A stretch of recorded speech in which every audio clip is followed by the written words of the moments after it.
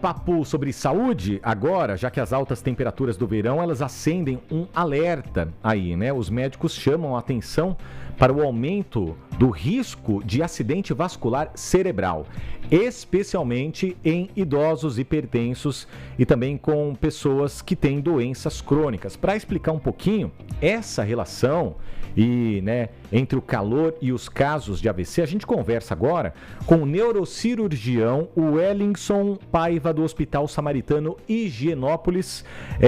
Doutor, seja muito bem-vindo. Feliz 2026 para você.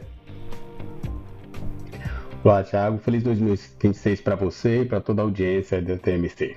Agora, explica um pouquinho para a gente, doutor, por que, especialmente nos idosos, hipertensos e pessoas com doenças crônicas, esse calor, estas altas temperaturas, elas acabam aumentando aí a incidência de acidentes vasculares cerebrais, doutor?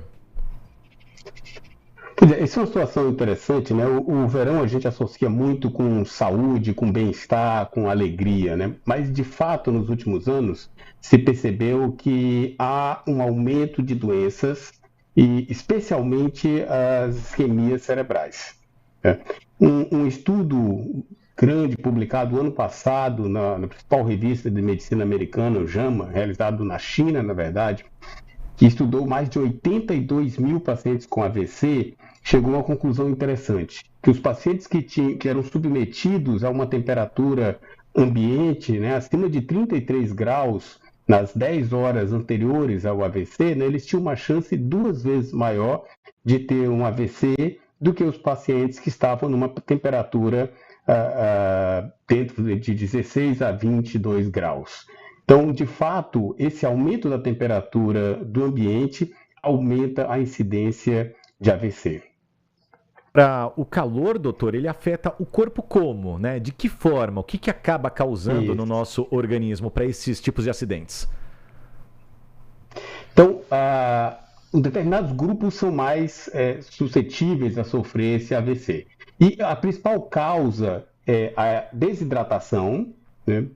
Onde o sangue fica mais viscoso.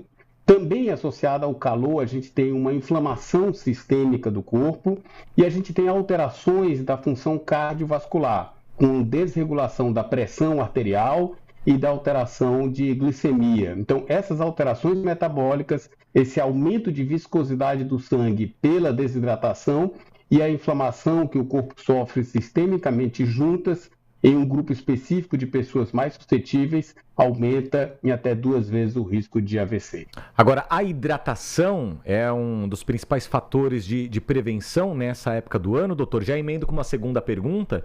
Em revistas científicas ou então vendo entrevistas de outros profissionais relacionados aí à área da saúde, eles falam que é muito importante, inclusive, antes de dormir, né, que as pessoas hipertensas, os idosos especialmente, eles tomem bastante água. Isso pode ajudar também a evitar os acidentes vasculares cerebrais?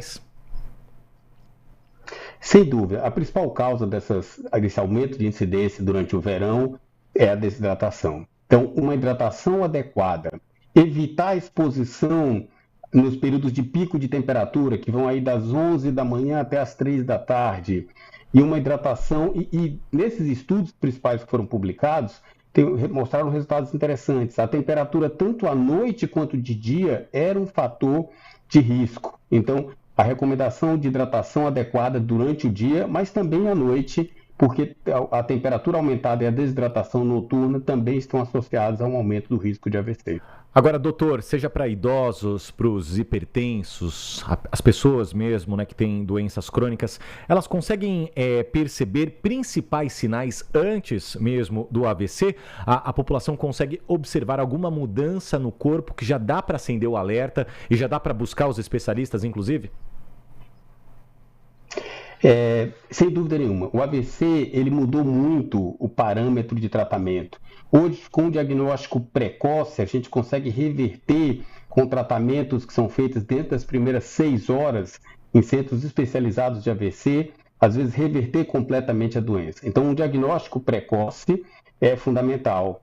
Nisso, você tem alterações pressóricas, você tem alterações de sensação do corpo, de mal-estar, de outros sintomas que vão aparecendo, dores de cabeça, alguns tipos de AVC, e a identificação precoce desses sintomas, especialmente em pacientes mais idosos, hipertensos e diabéticos, pode ser um preditor importante para um diagnóstico precoce e o estabelecimento de um tratamento que pode reverter completamente o AVC. Perfeitamente. A gente bateu um papo aqui com o neurocirurgião Wellingson Paiva, do Hospital Samaritano Higienópolis. A gente agradece demais a sua participação, doutor. Bom 2026 novamente.